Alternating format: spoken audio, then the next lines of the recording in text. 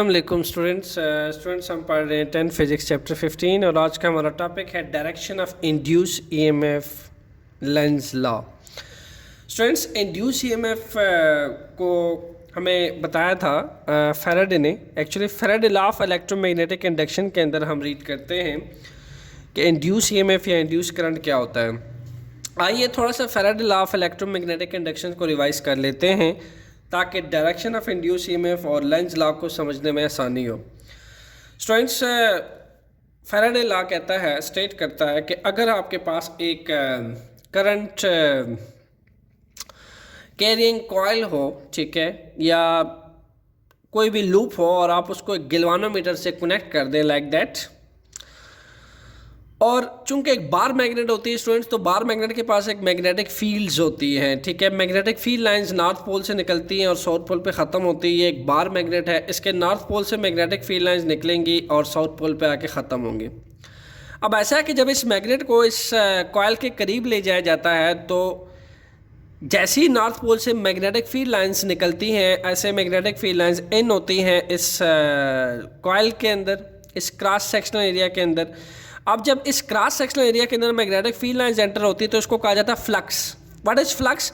Actually अब magnetic field lines pass through any cross sectional area. अब ये cross sectional area ये, ठीक है। अब मैग्नेटिक फील्ड लाइन जब इस क्रॉस सेक्शनल एरिया में से पास करेंगी तो आपके पास जब ज़्यादा मैग्नेटिक फील्ड लाइंस पास करेगी तो उसको हम कहते हैं मैक्सिमम फ्लक्स, और जब कम मैग्नेटिक फील्ड लाइंस पास करती है इन दैट केस हम उसको कहते हैं मिनिमम फ्लक्स।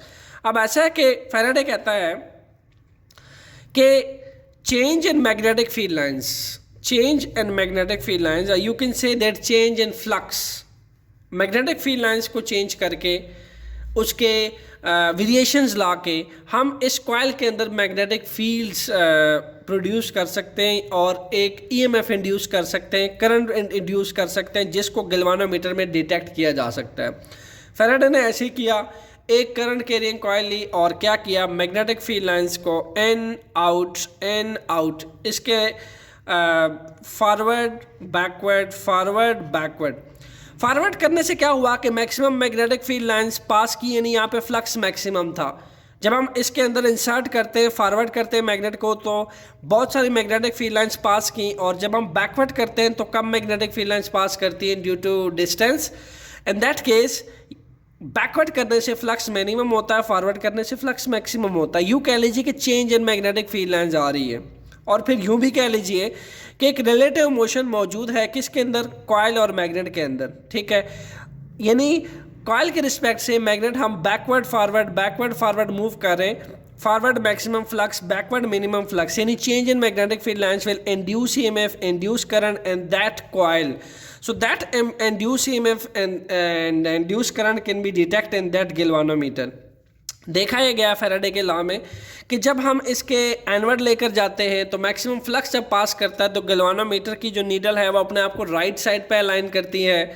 जब हम बैकवर्ड लेकर आते हैं तो हम देखते हैं गैल्वानोमीटर की नीडल अपने आप को लेफ्ट साइड पे अलाइन करती है। तो forward right alignment, backward left alignment, पता चलता है कि मैग्नेटिक फील्ड लाइंस कम ज़्यादा हो रही हैं, ठीक है। मैग्नेटिक फील्ड लाइंस में वेरिएशंस आ रही हैं, और साथ साथ देखा जाता है कि जब हम स्टेशनरी रखते हैं, यानी कोई रिलेटिव मोशन नहीं पाई जाती मैग्नेट और कॉइल के दरमियान, ठीक है। इन दैट सेंस गैल्वानोमीटर की नीडल अपने आप को वर्टिकल अलाइन करती हैं, ठीक है, जीरो पे, यानी किसी किस्म की करंट डिटेक्शन नहीं होती, इंड्यूस करंट नहीं हो रहा होता है इस कॉइल के अंदर। तो फैराडे कहता है चेंज इन फ्लक्स या change in number of magnetic field lines can only induce current, can only induce EMF and that coil. अब फैराडे के लॉ को ही लेंज, एक साइंटिस्ट है, उसको प्रोसीड करता है। वो ये कहता है कि इस मैग्नेट के फॉरवर्ड बैकवर्ड की मूवमेंट से जो करंट इंड्यूस हो रहा है, ठीक है, वो अपने कॉज को, ये जो उसका काज है, अब इसके अंदर इंड्यूस करंट, इंड्यूस ईएमएफ कहाँ से आया? इस बार मैग्नेट से आया। इस बार मैग्नेट के अंदर के सराउंडिंग में एक स्ट्रांग मैग्नेटिक फील्ड्स हैं जो कि मैग्नेटिक फील्ड लाइंस निकल रही है नॉर्थ से साउथ। अब इस कॉइल के अंदर प्रोड्यूस होने वाला करंट, ईएमएफ का काज क्या है? ये मैग्नेट है। तो कहता है कि ये जो डायरेक्शन है, यहाँ मैंने क्या लिखा हुआ है, the direction of induce EMF in a circuit, ये एक सर्किट है, ठीक है। इसके अंदर जो इंड्यूस करंट की डायरेक्शन है वो in such a way it oppose the cause produce it, इस काज ने इसको प्रोड्यूस किया है और इसका जो इंड्यूस करंट की डायरेक्शन है कुछ इस तरीके से एक्ट करती है कि अपने ही काज को अपोज करती है।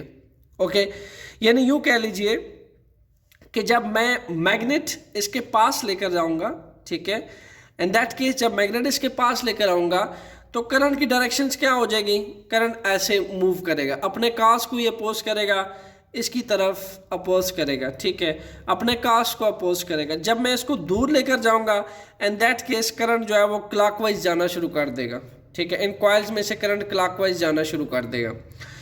नंबर 1। नंबर 2, सेकेंडली ये जो फेस है कॉइल का, ये जो सरफेस एरिया है, जब इस मैग्नेट को इस कॉइल के टुवर्ड ले जाया जाता है तो ये कॉइल एज अ क्या एक्ट करती है, as a north pole act करती है, एज अ नॉर्थ पोल।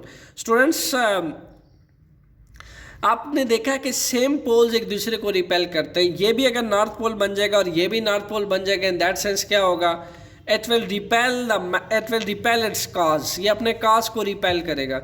चूंकि इसके अंदर इंड्यूस करंट जो है वो इंड्यूस ईएमएफ वो इस मैग्नेट की वजह से आया, इस मैग्नेट के रिलेटिव मोशन की वजह से आया, क्योंकि हमने ना तो इस कॉइल को किसी बैटरी से जोड़ा है, ना किसी सेल से जोड़ा है, ना किसी स्विचेस से जोड़ा है। So it's only the magnet relative motion in forward backward change in magnetic field lines cause EMF induce EMF in induce current.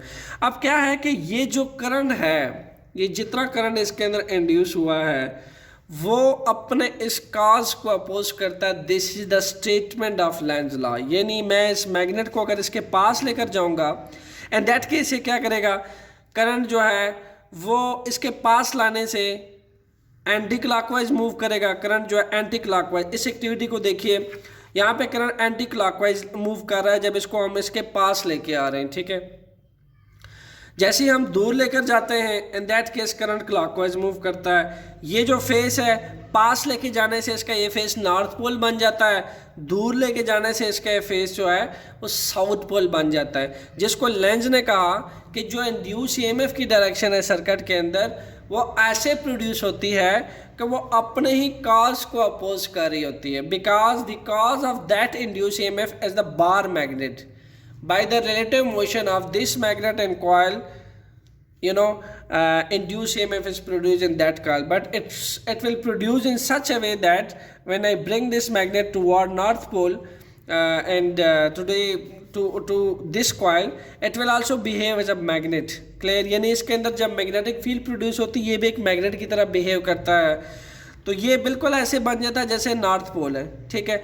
तो नॉर्थ पोल को रिपेल कर रहा है इन दैट केस। इसी तरीके से यहाँ पे जब हम दूर लेके जाते हैं ये फिर अब क्लॉकवाइज मूव करता है, ठीक है। यहाँ देखा जा सकता है क्लॉकवाइज मूव करता है। जब हम इसको नज़दीक से दूर लेकर जाते हैं दैट सेंस जो है वो करंट क्लॉकवाइज मूव करता है। क्लियर? आइए स्टूडेंट्स दो एक्टिविटीज़ करके देखते हैं कि कैसे जब हम एक बार मैग्नेट को कॉइल के पास लेकर जाते हैं तो कैसे वो अपने ही काज को अपोज करता है लेंज लॉ के अकॉर्डिंग। यहाँ पे आप देखा जा सकता है कि ये कॉइल है, ठीक है, इसको हमने किसी स्विच से किसी बैटरी से नहीं जोड़ा। जब हम इस मैग्नेट को फॉरवर्ड बैकवर्ड इस मैग्नेट की मूवमेंट से क्या होता है, मैग्नेटिक फील्ड लाइंस में वेरिएशन आती है और चेंज इन फ्लक्स जो की वजह से क्या होता है कि इसके अंदर करंट इंड्यूस होता है, EMF इंड्यूस होता है इस कॉइल के अंदर। अब जब हम इसको नज़दीक लेकर जाते हैं तो इसको पास ले जाने से ये जो कॉइल है ये भी इसके अंदर जब मैग्नेटिक फील्ड प्रोड्यूस होती है तो एज अ मैग्नेट बिहेव करती है। तो जब इस मैग्नेट बिहेव करती है तो ओबियसली इसमें एक मैग्नेटिक प्रॉपर्टीज़ होनी चाहिए, यानी इसका एक फेस जो है नॉर्थ पोल होना चाहिए और दूसरा साउथ पोल होना चाहिए। तो इनिशियली जब हम दूर रखते हैं, स्टेशनरी पे रखते हैं, तो इसके अंदर किसी किस्म के इफेक्ट नहीं प्रोड्यूस होते, ठीक है, बिकॉज फैराडे ने हमें कहा था कि change in flux is mandatory to induce EMF induce current in that coil. तो फ्लक्स कैसे चेंज मिलेगा आपको, जब आप इसकी मूवमेंट को फॉरवर्ड बैकवर्ड करेंगे। फॉरवर्ड बैकवर्ड से आपको फ्लक्स के या मैग्नेटिक फील्ड लाइंस के number of magnetic field line में चेंज मिलेगा, और ठीक है। तो लेंस कहता है कि जब आपकी मूवमेंट, हाथों की मूवमेंट जो है फॉरवर्ड बैकवर्ड, तो उसके वजह से जो ईएमएफ इंड्यूस हो रहा है इस कॉइल के अंदर, करंट इंड्यूस हो रहा है, it will be produce in such a way that it will oppose the cause. इसकी जो डायरेक्शन होगी वो इस तरह से होगी कि वो अपने काज को ही अपोज करेगा, ठीक है। अब इसकी डायरेक्शन इस तरफ है, इसकी डायरेक्शन इस तरफ होगी, ठीक है। यहाँ पे इंड्यूस करंट की डायरेक्शन देखी जा सकती है, एंटी क्लॉकवाइज जा रही है, ठीक है। यहाँ से देखा जा रहा है एंटी क्लॉकवाइज।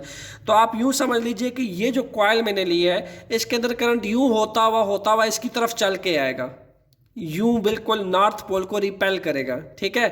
तो इसका जो ये फेस है ये बिल्कुल एज अ नॉर्थ बन जाएगा। तो जैसे सेम चार्जेस आपने पढ़े थे, प्लस प्लस को रिपेल करता है, माइनस माइनस को रिपेल करता है, बिल्कुल ऐसे ही नॉर्थ पोल को रिपेल करता है। दोनों सेम पोल्स एक दूसरे को रिपेल करते हैं, क्लियर।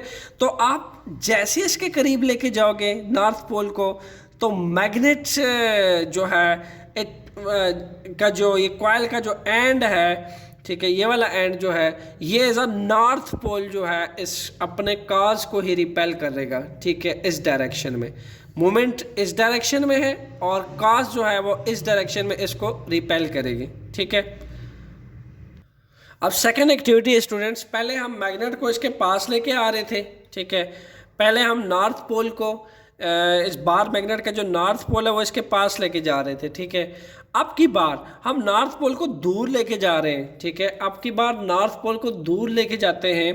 इन दैट केस क्या होता है कि जो आपके पास कॉइल के अंदर जो इंड्यूस ईएमएफ है वो in such a way produce होता है कि इसका ये फेस साउथ बन जाता है और ये फेस नॉर्थ बन जाता है, और करंट की डायरेक्शन देखी जा सकती है वो अब दूर लेके जाने से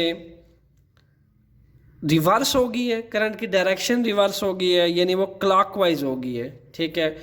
तो क्लॉक फेस रूल में भी आपने पढ़ा है कि जब करंट की डायरेक्शन क्लॉकवाइज होती है तो उसका फेस जो है वो as a south pole act करता है, और इसी तरीके से जब करंट की डायरेक्शन एंटी क्लॉकवाइज होती है इन दैट केस उसका जो फेस वो as a north pole act करता है। इसी तरीके से जब पास लेकर जाते हैं तो इंड्यूस ईएमएफ जो है बजाय क्लॉकवाइज बनने के एंटी क्लॉकवाइज प्रोड्यूस होता है, यानी अपने काज को अपोज कर रहा होता है, क्लियर। और जब हम दूर लेकर जाते हैं, इसकी मूवमेंट को दूर करते हैं इससे, तो ये अपने ही काज को अगेन कुछ इस तरह से प्रोड्यूस होता है, ये इस तरफ जाता है तो ये इस तरफ इस डायरेक्शंस को जाता है, तो अपने काज को ये अपोज कर रहा होता है, ठीक है।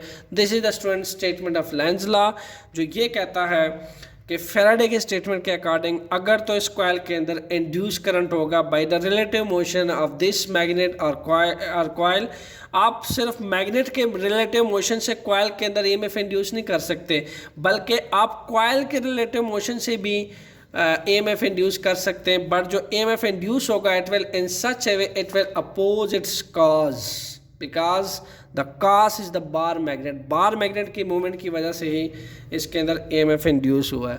तो student this is a statement of Lenz law, this is the explanation of Lenz law. Comments करके मुझे लाजमी बताइएगा कि आपको ये एक्सप्लेनेशन कैसे लगी। In case of any questions comment section में मुझे ज़रूर बताइएगा। थैंक्स।